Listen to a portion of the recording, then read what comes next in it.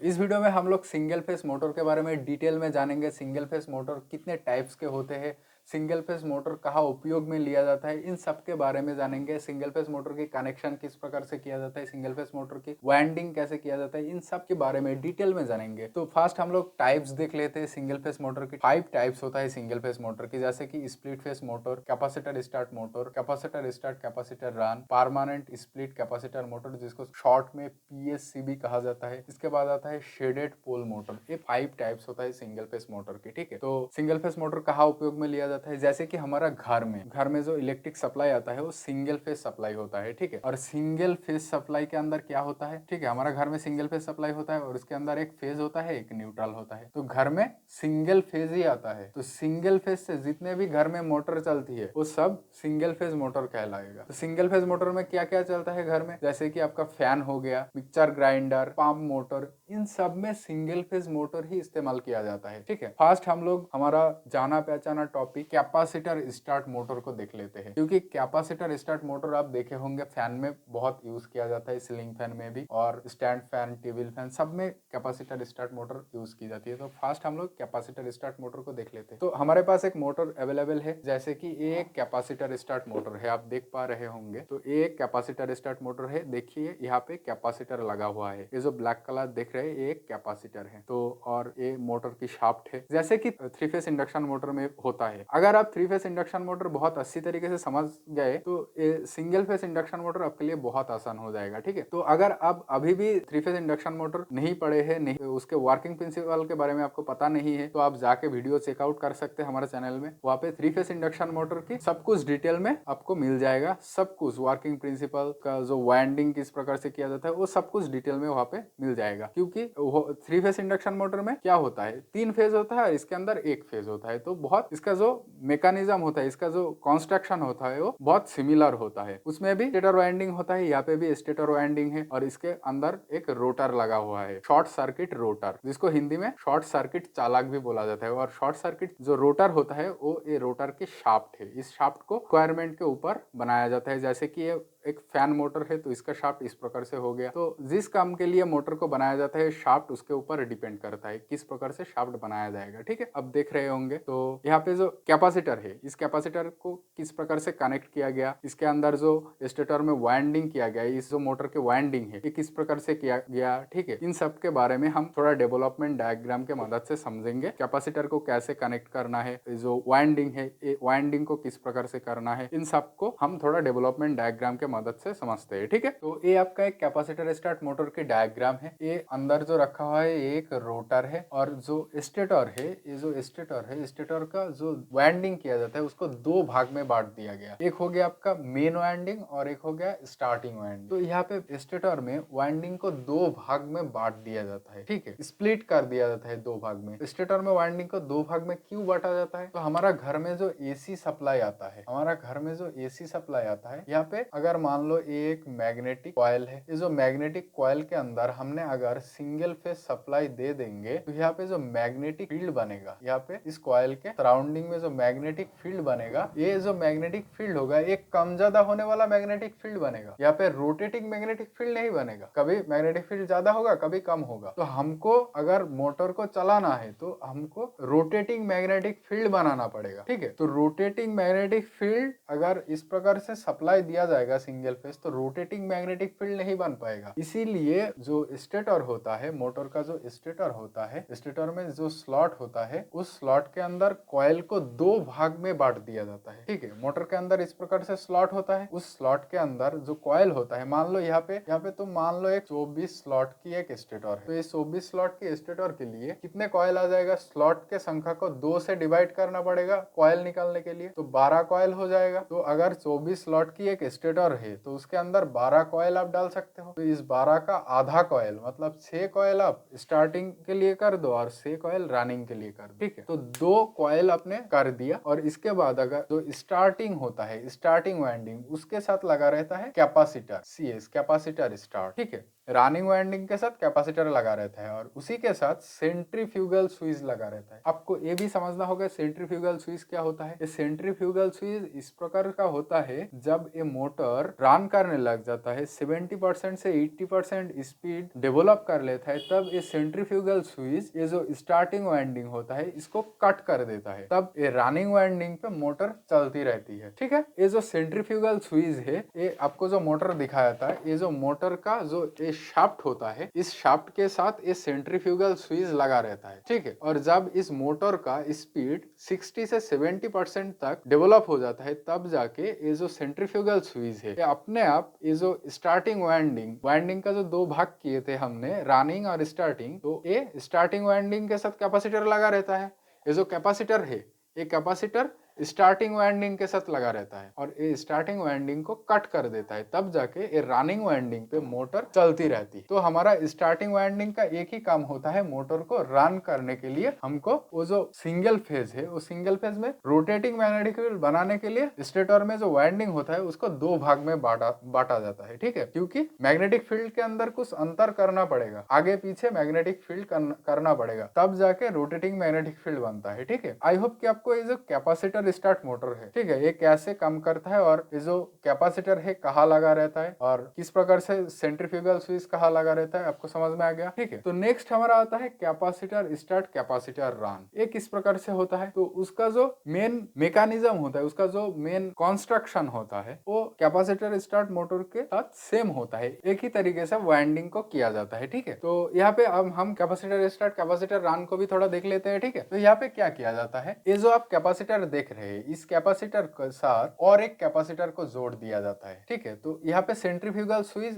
यहाँ पे नहीं लगा रहेगा, यहाँ पे डायरेक्ट कनेक्ट कर दिया जाएगा एक कैपेसिटर को और इसके साथ और एक कैपेसिटर को कनेक्ट किया जाएगा, जो कि सेंट्रीफ्यूगल स्विच के थ्रू कनेक्ट किया जाएगा। इस प्रकार से कनेक्ट किया जाएगा और एक कैपेसिटर को। तो यहाँ पे क्या होता है, कैपेसिटर स्टार्ट कैपेसिटर रन पे क्या होता है, दो कैपेसिटर हो गया आपका, एक कैपेसिटर स्टार्टिंग टॉर्क देने के लिए, ये जो कैपेसिटर सेंट्रीफ्यूगल स्विच के थ्रू लगा रहता है, जब मोटर की स्पीड 70 से 80% हो जाता है, तब जाके ये सेंट्रीफ्यूगल स्विच इस कैपेसिटर को कट कर देता है, यहाँ से कट कर देता है, तब जाके ये जो और एक कैपेसिटर लगा रहता है, इस कैपेसिटर के थ्रू मोटर चलती रहती है। तो ये आपका कैपेसिटर स्टार्ट कैपेसिटर रन हो गया, एक कैपेसिटर स्टार्ट करने के लिए और एक कैपेसिटर रन करने के लिए। तो कैपेसिटर स्टार्ट कैपेसिटर रन, और सब कुछ एक ही तरीके की जैसे कि कैपेसिटर स्टार्ट कैपेसिटर रन में हुआ था, और सब कुछ सेम रहता है, सिर्फ और एक कैपेसिटर को जोड़ दिया जाता है स्टार्टिंग के लिए और एक कैपेसिटर रन करता रहता है। ठीक है, कनेक्ट रहता है। Next, permanent split capacitor motor में क्या होता है, ये जो एक्स्ट्रा हमने कैपेसिटर स्टार्ट कैपेसिटर रन में एक और एक्स्ट्रा कैपेसिटर लगाया था, ये नहीं रहता, ये नहीं रहता है। तो क्या रहता है, परमानेंट स्प्लिट कैपेसिटर मोटर में इस तरीके की डायग्राम होता है। जो कैपेसिटर लगा रहता है, ये जो कैपेसिटर है, ये कोई सेंट्रीफ्यूगल स्विच के मदद से नहीं लगा रहता है, डायरेक्ट लगा रहता है मोटर के साथ, जो कि कैपेसिटर को स्टार्टिंग वाइंडिंग के साथ लगाया जाता है। वाइंडिंग को दो भाग में स्प्लिट कर दिया, मतलब दो भाग में बांट दिया, और एक के साथ मतलब स्टार्टिंग वाइंडिंग के साथ कैपेसिटर को जोड़ दिया। तो ये हो गया permanent split capacitor motor. Permanently split कर दिया गया वाइंडिंग को दो भाग में और स्टार्टिंग वाइंडिंग के साथ कैपेसिटर को जोड़ दिया गया। तो ये आपका हो गया परमानेंट स्प्लिट कैपेसिटर मोटर। ठीक है, क्लियर। तो नेक्स्ट हमारा split face motor. Split face motor में क्या होता है, इसी तरीके की सेम डायग्राम होता है जैसे कि हमारा कैपेसिटर स्टार्ट मोटर में हुआ था। एक ही तरीके की वाइंडिंग किया जाता है, मेन वाइंडिंग और स्टार्टिंग वाइंडिंग को दो भाग में बांट दिया जाता है। जैसे कि एक स्टेटर है, स्टेटर में जितने भी कॉइल डाला जाएगा उसको दो भाग में बांट दिया जाएगा। ठीक है, अगर सिंगल लेयर करोगे तो क्या करना पड़ेगा, यहाँ पे मान लो एक 24 स्लॉट का स्टेटर है, इसका सिंगल लेयर करेंगे तो दो से डिवाइड करना पड़ेगा, कितना होगा 12 कॉइल। इसका 6 कॉइल कर दो स्टार्टिंग के लिए और 6 कॉइल कर दो रनिंग के लिए। बस इस तरीके से जैसे कि कैपेसिटर स्टार्ट मोटर में हुआ था उसी तरीके की सेम होता है। ठीक है, कोई डिफरेंस नहीं है। लेकिन कैपेसिटर स्टार्ट मोटर में स्टार्टिंग वाइंडिंग के साथ कैपेसिटर लगा के मेन वाइंडिंग और स्टार्टिंग वाइंडिंग का मैग्नेटिक फील्ड का बीच में कुछ अंतर कर रहे थे हम लोग, लेकिन यहाँ पे कोई कैपेसिटर इस्तेमाल नहीं किया जाता। तो क्या किया जाता, यहाँ पे कुछ रेजिस्टर लगा दिया जाता है मेन वाइंडिंग और स्टार्टिंग वाइंडिंग के साथ, रेजिस्टर लगा के कुछ अंतर कर दिया जाता है। और क्या किया जाता है, क्योंकि मेन वाइंडिंग और स्टार्टिंग वाइंडिंग के बीच में कुछ मैग्नेटिक फील्ड का अंतर तो करना पड़ेगा, कुछ डिफरेंस बनाना पड़ेगा। तो इसके लिए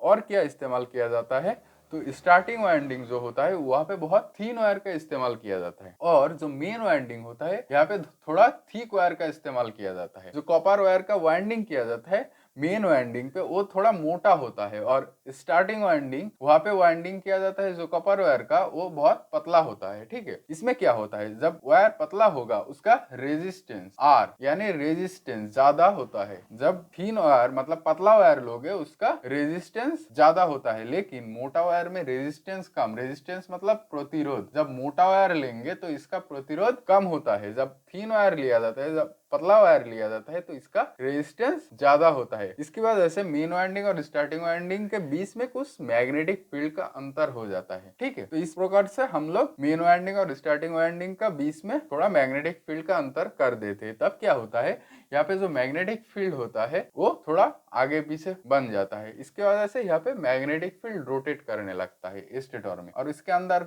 वही सेम रोटर रखा रहता है, शॉर्ट सर्किट रोटर। हमने पढ़ा था इलेक्ट्रोमैग्नेटिक इंडक्शन की वजह से वोल्टेज इंड्यूस होता है, और यहाँ पे टर है, इस रोटर रोटेट करने लग जाता है। ठीक है, वही सेम तरीके से। तो आई होप कि आपको स्प्लिट फेस मोटर समझ में आ गया। ठीक है, नेक्स्ट हमारा shaded pole motor. Shaded pole motor में क्या होता है, इस तरीके के स्टेटर होता है। ठीक है, और यहाँ पे देखिए हमने 4 पोल बना दिया। ठीक है, इस 4 पोल के अंदर क्या किया जाता है, 1/3 हिस्से में, 3 हिस्से की एक हिस्से में शेडेड रिंग लगाया जाता है। ठीक है, इस तरीके से एक ही और रिंग बनाया जाएगा। ऐसा नहीं है कि इसका इस ओर बना दिया, इसका इस ओर बना दिया। ठीक है, एक ही साइड में रिंग बनाया जाएगा। ठीक है, तो इस रिंग लगाने की वजह से क्या होता है, शेडेड पोल के एक साइड में, एक ही साइड में शेडेड रिंग लगाया जाता है, 3 हिस्से की एक हिस्से में, और 2/3 हिस्सा, 3 हिस्से की 2 हिस्सा खाली रहता है। तो इसकी वजह से क्या होता है, जब यहाँ पे सप्लाई दिया जाता है तब इस और जो मैग्नेटिक फील्ड बनता है एक कम मैग्नेटिक फील्ड बनता है, इसके साथ यहाँ पे जो मैग्नेटिक फील्ड बनेगा ये ज्यादा बनेगा। सेम यहाँ पे भी, यहाँ पे कम मैग्नेटिक फील्ड बनेगा, यहाँ पे ज्यादा मैग्नेटिक, यहाँ पे कम मैग्नेटिक फील्ड बनेगा,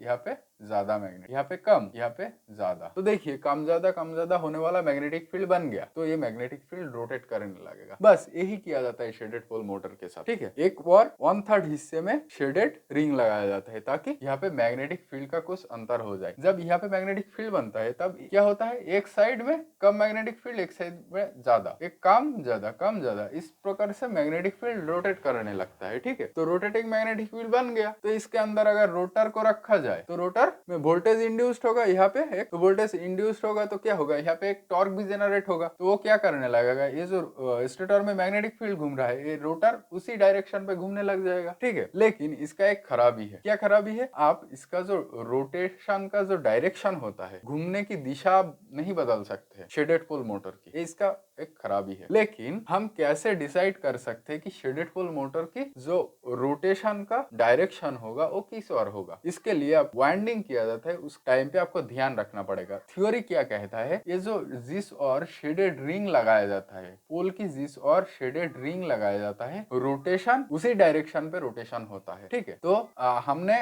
जो स्टेटर ड्रॉ किया इसके हिसाब से रोटेशन इस ओर होना चाहिए। ठीक है, क्लॉकवाइज। ठीक है, समझ गए। और अगर आपने वाइंडिंग कर दिया, वाइंडिंग करने के बाद अब देख रहे हैं ये जो रोटर है ये एंटी क्लॉकवाइज घूम रहा है। ठीक है, मतलब इस डायरेक्शन। तो तब क्या करना पड़ेगा, ये जो स्टेटर आपने बनाया इस स्टेटर को उल्टा करना पड़ेगा। मान लो स्टेटर इस बार है, उसको उल्टा इधर करना पड़ेगा, तब जाके वो क्लॉकवाइज घूमने लगेगा। तो ये शेडेड पोल मोटर की एक खराबी है।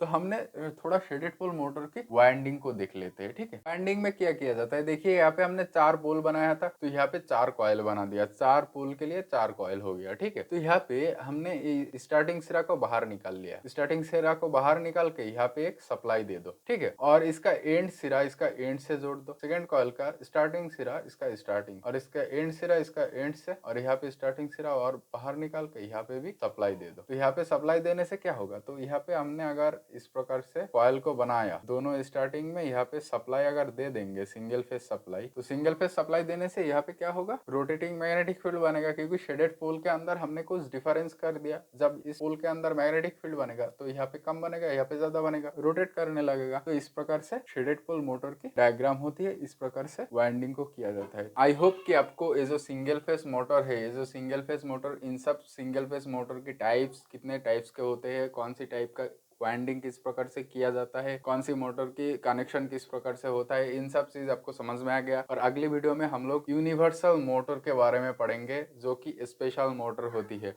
और ये जो यूनिवर्सल मोटर होती है ये सिंगल फेस मोटर के अंदर ही आता है, तो यहाँ पे और एक टाइप हो जाएगा। ठीक है, क्या है? Universal motor. ठीक है, ये स्पेशल क्यों है? क्योंकि ये मोटर एसी और डीसी दोनों में ही चलता है, इसीलिए ये मोटर स्पेशल है। तो इस अगली वीडियो में हम लोग ये जो यूनिवर्सल मोटर है इसका वर्किंग प्रिंसिपल क्या है, इसका वाइंडिंग किस प्रकार से करना है, इन सब के बारे में हम लोग डिटेल में समझेंगे। तो अगर इस वीडियो आपको पसंद आया तो एक लाइक करना, कमेंट करके बताना वीडियो कैसा लगा। इसी तरह इलेक्ट्रिकल से जुड़ी हुई हर एक वीडियो आपको देखने के लिए इस चैनल को सब्सक्राइब करिए। मिलेंगे अगले वीडियो पर, तब तक के लिए बाय बाय।